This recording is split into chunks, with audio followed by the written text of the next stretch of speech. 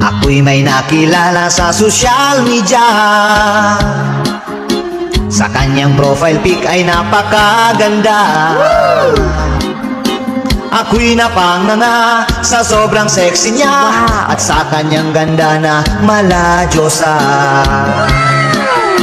Sinubukan ko na i-video call ko siya, pero ang sabi niya ay chat lang daw muna.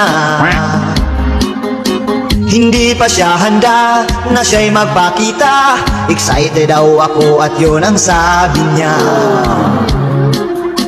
Pero siya ay kinukulit ko talaga. Curious kasi ako sa sobra niyang ganda. Nung pumayag na siya at siya'y nagpakita, ako ay nabigla at natulala. At ang tanong ko ay, ikaw ba to? Ang ganda mo kasi sa profile mo. Wow! Nabudol na naman pala ako.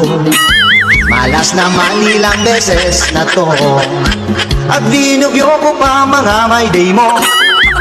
Pinusuan ko rin mga picture mo. Akala ko kasi ay totoo.